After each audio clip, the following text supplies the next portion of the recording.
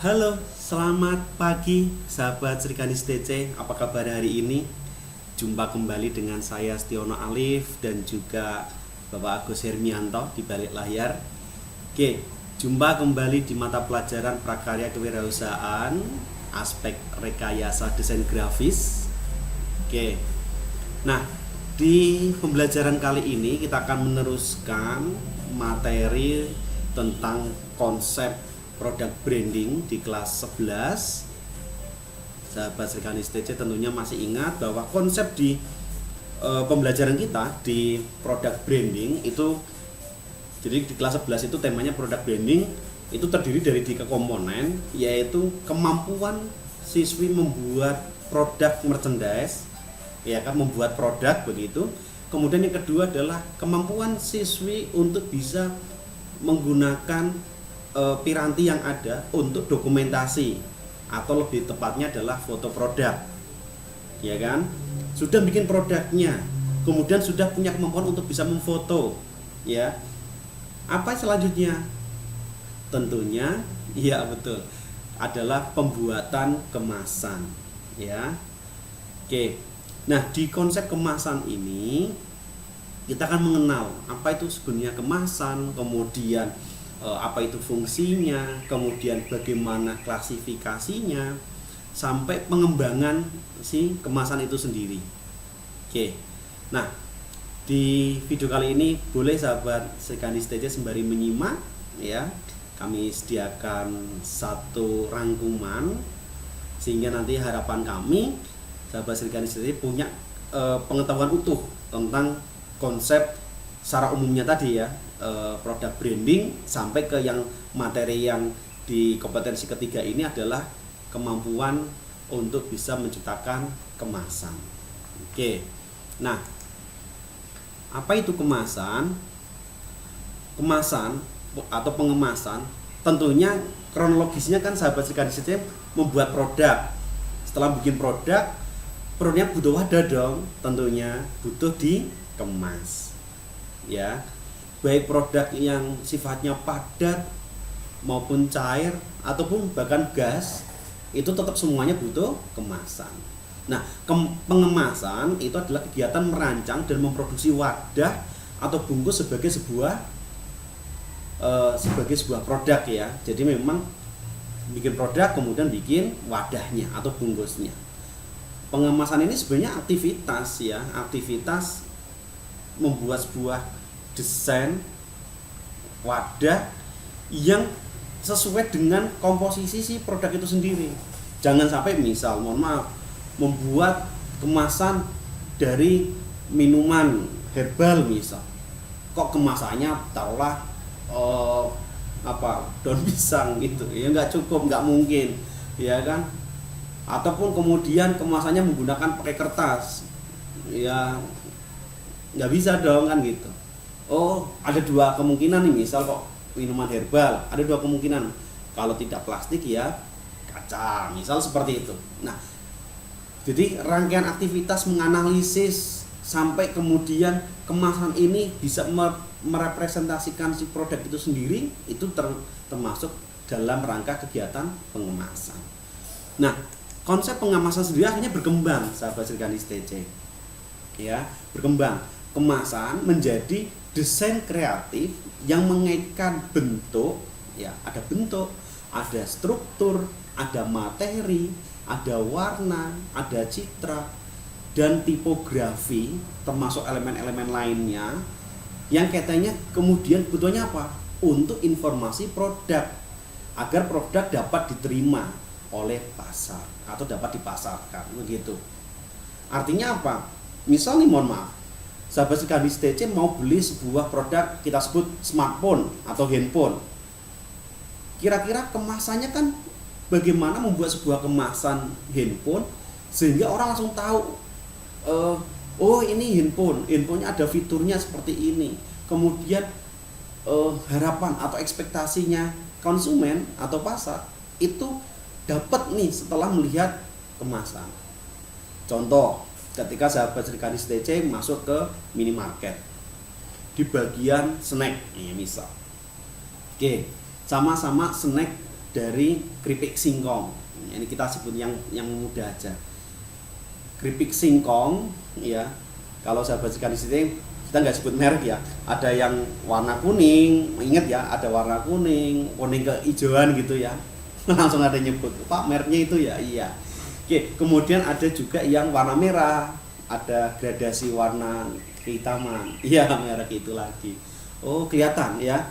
Oh, merek ini kemudian sama merek yang satu merek. Ada satu lagi, keripik singkong tetapi produk UMKM misal yang kemudian dititipkan di minimarket. Kemasannya beda nggak? Beda ya. Kira-kira taruhlah dari tiga kemasan tadi, kira-kira sahabat sekalian di CC lebih milih yang mana? Ya. Oke, ada yang kuning, ada yang merah. Kenapa? Karena brandnya terkenal di televisi, iklannya muncul banyak banget dibanding yang di UMKM. Beda lagi bisa jadi karena apa? Karena faktor kemasan. Pak, aku milih merek itu, keripik singkongnya sebenarnya rasanya hampir sama, cuma saya lebih suka warna merah misal. Boleh. Artinya apa? Akhirnya kemasan berubah, tidak sekedar menjadi wadah, tetapi berkembang menjadi media promosi itu sendiri, ya. Jadi kemasan akhirnya berkembang, tidak sekedar menjadi wadah, tetapi bagaimana kemasan bisa merepresentasikan dan mempublikasikan sehingga minat beli konsumen atau minat beli pasar itu bisa semakin berkembang, ya. Kemasan digunakan untuk membungkus, melindungi, mengirim, mengeluarkan, menyimpan, mengidentifikasi dan membedakan sebuah produk di pasar. Ketika kemudian tadi kita contohkan adalah keripik singkong, ketika ditata di etalase, otomatis akan kelihatan. Sahabat sekalian di situ akan milih, oh aku suka keripik singkong yang ini, aku suka keripik singkong yang ini, ya, kayak gitu. Oke. Nah, fungsi kemasan, kalau tadi kita sudah singgung, fungsi pertama kemasan adalah sebenarnya fungsi protektif, yaitu fungsi untuk melindungi sebagai wadah, entah itu dari pencemaran, entah itu dari ultraviolet, ya kan, melindungi dari goresan misal, kayak gitu. Artinya kemasan bersifat sebagai protektif, sebagai wadah untuk melindungi si produk itu sendiri. Tetapi kemudian berkembang, ya, kemasan tidak sekedar sebagai fungsi protektif, tetapi sebagai fungsi promosional, yaitu peran kemasan yang pada umumnya dibatasi menjadi tadi pelindung produk, menjadi kemasan sebagai media promosi perusahaan, kayak gitu. Maka otomatis akhirnya berpikir bagaimana membuat kemasan yang unik, bagaimana membuat desainnya, bagaimana komposisi warnanya, ya kan? Kalau sahabat sekalian di situ ingat permainan apa ya, desain di kemasan unik-unik. Ada yang misal bungkusnya kalau dibuat selfie gambar, ya, gambar wajah yang bagian dagu dan mulut misal. Jadi seakan-akan kita ingin makan banyak gitu. Ada ya. Kemudian ada yang kemudian kemasan yang ada bagian transparan sehingga kita benar-benar bisa real melihat apa yang isi di dalamnya. Banyak bentuk kemasan. Ada kemasan yang model mudah digenggam, misal seperti itu. Banyak alasan-alasan perusahaan mencoba membuat desain kemasan sehingga apa? Fungsi kemasan tidak sekedar protektif tetapi bisa berubah menjadi fungsi promosional. Begitu ya. Oke. Nah, tujuan kemasan otomatis ini menjadi sebuah kesimpulan dari kajian kita tadi, dari pengertian kemasan, kemudian pengembangan kemasan sampai ke fungsinya. Nah, tujuan kemasan, sahabat sekalian di sini juga bisa membaca ada sisi bagaimana melindungi, ya, sifatnya protektif tadi. Kemudian menghindar dari yang namanya kontaminasi. Kemudian untuk menandakan sisi segel atau kualitas, sehingga ini segel yang resmi atau istilahnya reproduksi atau istilahnya apa ya, KW ya, misal, atau kemudian ini barang palsu atau barang ori. Nah, fungsi-fungsi kemasan menjadi tujuan kemasan seperti itu. Nah, yang terakhir, karena fungsinya tadi proporsional, maka ada tujuan marketing, ya, bagaimana kita bisa meraih pasar, begitu. Oke. Nah, kita akan bicara tentang klasifikasi kemasan. Klasifikasi kemasan, satu kemasan itu bisa dilihat banyak klasifikasi, tetapi kaitannya dengan materi kita akan fokus di 3 klasifikasi. Ada klasifikasi sistem, ada klasifikasi frekuensi, dan ada klasifikasi kekakuan. Nah, yuk kita bahas satu persatu bagaimana sih klasifikasi kemasan. Klasifikasi kemasan dilihat dari sisi sistem. Berarti bagaimana kemasan ini tingkat kedekatannya dengan produk. Ada kemasan primer. Kemasan primer adalah kemasan yang langsung menyentuh dengan produk. Misal kita contohkan teman-teman sahabat sekali setiap bikin produk herbal drink, kemudian bungkusnya botol, maka botol itu termasuk kategori kemasan primer. Kemudian kemasan sekunder. Kemasan sekunder itu fungsi utamanya adalah melindungi dari kelompok kemasan. Jadi dari kemasan-kemasan yang sifatnya premier tadi dikemas dalam satu bungkus kemasan sekunder, ya. Nah, selanjutnya kemasan tersier. Kemasan tersier berarti ini lebih kepada bagaimana kemasan yang berfungsi untuk melindungi selama prosesi distribusi atau proses pengiriman. Ya, misal nih sahabat organisasi kalau lihat ada yang namanya peti kemas dari kayu gitu yang melindungi biar tidak rusak, kemudian juga aman dan sebagainya. Atau kalau sahabat organisasi kalau beli online ya di marketplace ada yang namanya dibungkus plastik tebul gitu, apa namanya? Iya, bubble wrap untuk melindungi, lagi-lagi melindungi produk. Bubble wrap berfungsi sebagai kemasan tersier karena dia melindungi produk selama proses pengiriman atau distribusi. Oke, begitu. Selanjutnya klasifikasi kemasan kaitannya dengan frekuensi. Seberapa sering kemasan itu digunakan? Yang pertama adalah kemasan sekali pakai atau disposable. Kalau sahabat sekaligus TC beli permen, bungkus permennya dibuka kemudian dimakan permennya atau diemut permennya, bukan kemasannya ya, jangan dibalik. Kira-kira kemasannya ini bisa digunakan lagi enggak? Bisa Pak, itu buat bungkus koin, uang. Ya kita nggak debatable ya, tetapi bisa nggak bungkus itu digunakan lagi? Oh nggak bisa karena sudah sobek, kemudian kotor dan sebagainya. Atau kalau sahabat sekaligus TC beli es krim dibuka, makan es krim, otomatis bungkusnya juga belepotan kotor. Kira-kira mau pakai lagi? Kan bisa Pak, dicuci dan sebagainya. Itu kajian lain ya, itu kajian bagaimana mengolah sampah ya. Oke, ada kemasan yang kedua, kemasan yang dapat digunakan berulang atau multi trip. Nah, multi trip ini kata kuncinya adalah kemasan yang digunakan kembali dan diisi sesuai dengan produk aslinya. Misal kita sebut teh botol. Nah, teh botol itu kan kalau sahabat buka minum, apakah botolnya sekali pakai kemudian buang? Kan enggak. Botolnya dikumpulkan oleh si penjual, kemudian nanti kembalikan ke distributor, nanti langsung ke pabrik, di pabrik dicuci ya kan, disterilkan, kemudian digunakan kembali untuk bungkus berikutnya. Artinya si botol itu berfungsi sebagai kemasan yang multi trip, dipakai kembali. Ada yang ketiga, kemasan yang dapat digunakan oleh konsumen tetapi bukan isinya bukan aslinya. Artinya apa? Bisa digunakan sebagai fungsi lain.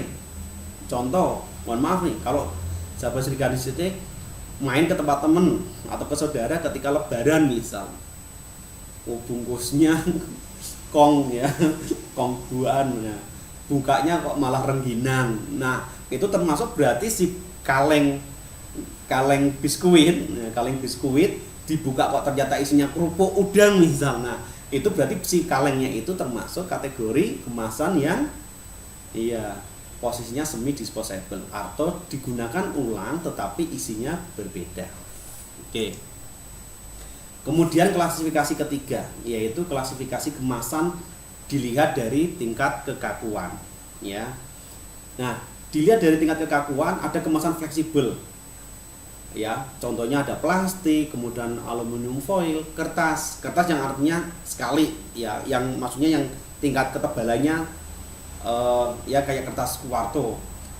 Misal sahabat sekali STC beli gorengan, ya, gorengan kadang-kadang gorengannya dibungkus pakai kertas, atau burger bungkusnya kertas dulu kan sebelum ke plastik misal.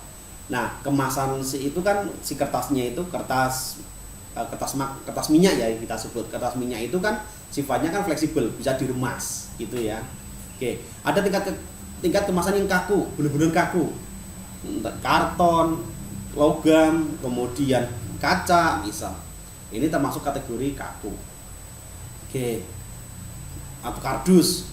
Pak, itu kan kardus dari kertas ya, tapi kan coba sahabat sekalian di sini kalau pakai kardus misal pada CPU dikeremas bisa enggak? Kan enggak ya. Berarti kita benar-benar lihat secara empiris bahwa si karton atau si kardus itu benar-benar kaku. Kemudian yang ketiga adalah kemasan semi kaku, ya, atau disebut juga hibrid. Kemasan hibrid. Contoh kalau sahabat sekalian di STC menggunakan pasta gigi. Ya, pasta gigi itu kalau awal bulan masih gede tuh, ya kan, tinggal dipencet keluar pasta giginya. Ya, digunakan. Tapi kalau akhir bulan apa yang terjadi? Dipelintir, ya kan, dari ujung, ya kan, dipelintir sampai diungkit-ungkit sampai keluar. Nah, kemasan itu kategorinya hibrid atau semi kaku, ya, semi fleksibel, semi kaku. Nah, ini namanya hibrid. Oke, bisa juga ya, kalau sebagian kosmetik juga seperti itu ya, sahabat sekalian STC. Jadi biasanya awal bulan masih kaku, begitu akhir bulan ya itu bisa dipencet-pencet gitu ya, gitu. Oke. Nah, studi kasus di video kali ini memang sengaja presentasinya tidak ada gambarnya biar kita bisa membuat studi kasus gambarannya di beberapa produk. Nah, saya ambil ini bukan langkah promosi ya, tetapi memang kita akan bicara tentang analisis studi kasusnya. Ada teh celup ya, teh celup dengan bungkus kotak karton. Yuk kita analisis. Kita nggak usah sebut mereknya, tetapi kita lihat sisi bungkusnya ini. Ada kertas karton, kemudian dibikin kotak seperti ini. Yuk kita analisis dari sistemnya. Si kemasan ini otomatis berinteraksi langsung dengan si produk. Maka kategorinya apa? Ya, betul. Ini kemasan primer. Dilihat dari sistem. Dilihat dari tingkat kekakuannya. Ya, dilihat dari tingkat kekakuannya. Ini diremas bisa nggak? Wah, itu kan remasnya bisa keras-keras. Ya, asumsinya ini kan bentuknya juga kelihatan kotak gitu ya. Berarti kategorinya bisa dikatakan keras. Ya, berarti dilihat dari tingkat kekakuan ini kategorinya keras. Kemudian dilihat dari frekuensi pemakaian. Bisa nggak ini digunakan lagi? Karena posisinya sudah kotor dan biasanya juga produk ini biasanya juga konsepnya adalah tidak ada refill ya, tidak ada isi ulang. Berarti asumsinya apa? Ini termasuk kategori frekuensi yang disposable, sekali pakai. Gitu ya. Wah, itu kan masih bisa dipakai buat yang lain. Ya, mohon maaf sahabat sekalian STC, kita tidak dalam rangka berdebat di konsep ini, gitu ya. Oke. Kemudian contoh ini, kemasan ini kategorinya apa? Dilihat dari sistem, produknya ada di dalamnya. Ya, berarti dia kategorinya primer. Dilihat dari kekakuan, ini bisa dikemas, berarti apa? Fleksibel. Dilihat dari frekuensi penggunaan, ya, frekuensinya sekali pakai berarti disposable. Oke, pintar. Nah, sekarang bungkus permen, ada permennya. Kalau mau ya minta ke ruang server. Oke. Bungkus ini kategorinya apa? Dilihat dari sistemnya. Kategori bungkus yang sekunder. Kenapa? Karena membungkus bagian bungkus premier. Ya. Kalau bungkus kecil ini berarti bungkus premier, sedangkan bungkus besar ini kategorinya adalah sekunder. Berarti ini dilihat dari sistem dia sekunder. Dilihat dari kekakuan apa? Fleksibel. Dilihat dari frekuensi sekali pakai gitu ya. Oke, contoh lain nih, kemasan box ada brandnya. Biasanya ketika beli otomatis diberikan biasanya khusus untuk yang momen-momen tertentu ya, akhir tahun, lebaran, Natal dan sebagainya. Biasanya produk-produk jualan ada gift seperti ini ya, box besar. Box besar kategorinya apa dia? Kalau dilihat dari sistem, dia kategorinya sekunder. Karena apa? Menjadi wadah produk bungkus primer. Dilihat dari kekakuan, jelas nyata ini kaku. Dilihat dari frekuensinya, ayo bisa digunakan dengan produk lain. Berarti kategorinya apa? Iya, kategorinya adalah semi disposable. Ya. Contoh lain. Jelas ini adalah produk dengan tingkat kekakuan kaku. Sistemnya adalah sistemnya adalah kemasan sekunder karena di dalamnya awalnya pasti ada bungkusnya. Tetapi dilihat dari frekuensinya, gambarnya coklat, kita bayanginnya sudah wah enak ya coklat. Ternyata begitu dibuka warnanya merah dan pedas. Berarti ini kategorinya adalah ya semi disposable. Oke, seperti itu sahabat Srikandis TC. Nah, untuk praktikumnya menarik, praktikumnya coba deh sahabat Srikandis TC temukan di rumah satu kemasan. Nah, satu kemasan monggo apapun, kemasan apapun, kemudian silakan selfie atau foto. Kalau nggak mau selfie ya sudah, kemasannya aja yang difoto. Kemudian coba deh sebutkan itu produknya produk apa gitu ya. Kemudian klasifikasinya baik dari sistem, frekuensi maupun kekuatan. Sebagai contoh, produk susu UHT ya kan, otomatis nyentuh langsung dari si produknya si susu, berarti kategorinya primer. Kemudian klasifikasi frekuensinya disposable karena dia sekali pakai. Tetapi dilihat dari kekakuannya, dia kategorinya hibrid karena apa? Masih bisa diremas. Begitu ya. Baik sahabat Srikandis TC, terima kasih banyak sudah menyimak video kali ini. Tetap jaga diri dan kesehatan di rumah aja sahabat semuanya. Srikandi taat, Srikandi sehat, Srikandi hebat. Terima kasih. Salam.